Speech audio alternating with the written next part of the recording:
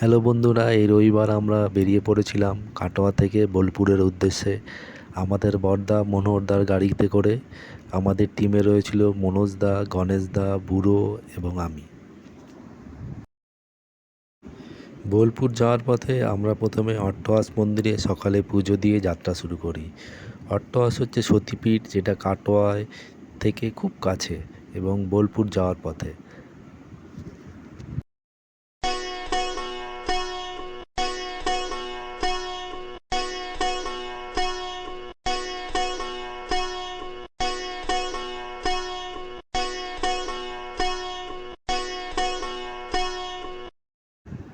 প্রথমে আমরা যাই শান্তিনিকেতনে।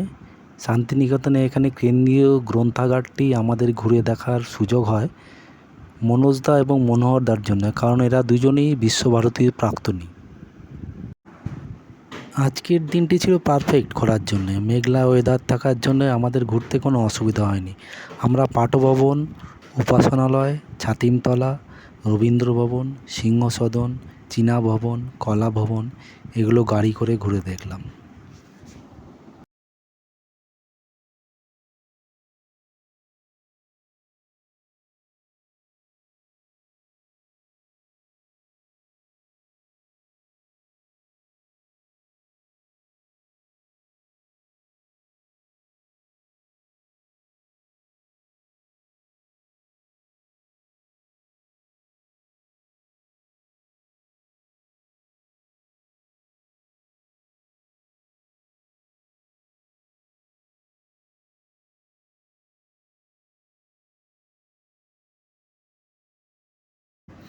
মাঝখানে আমরা রাবড়ি আর দই খাওয়ার জন্য ব্রেকও নিয়েছিলাম।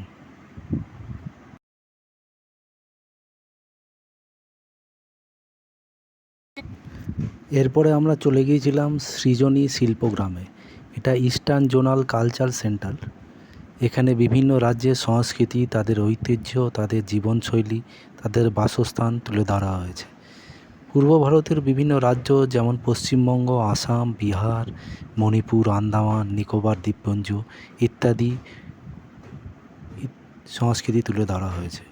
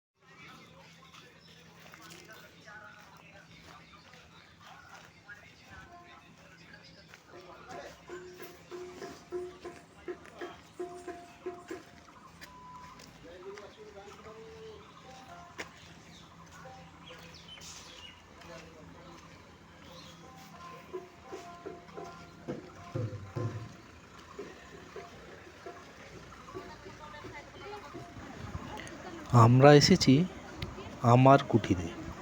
আমার কুঠির 1927 সালে প্রতিষ্ঠিত হয়। প্রতিষ্ঠা করেন বিপ্লবী সুসেন মুখার্জি। এখানে শান্তিনিকেতনে তৈরি মাটির, তামার, চামড়ার বিভিন্ন শিল্প সামগ্রী রয়েছে।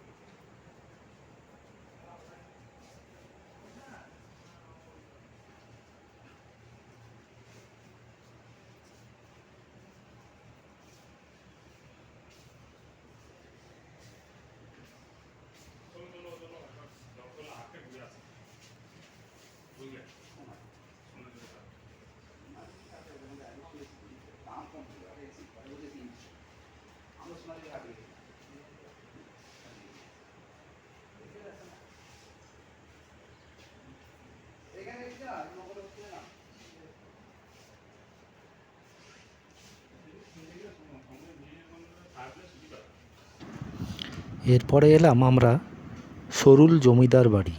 এখানে এসে আমরা শুনলাম এখানে নাকি ঢাকের তালে এই গানটির শুটিং হয়েছিল। এই জমিদার বাড়ি বহু পুরনো। অষ্টাদশ শতাব্দীর প্রথমার্ধে সরুল জমিদার বাড়ি প্রতিষ্ঠা করেন ভরতচন্দ্র ঘোষ। এর পুরো ইতিহাসটা এই ফলকে লেখা আছে। যাই হোক, আমরা এখানে কিছুক্ষণ ফটো শ্যুট করলাম।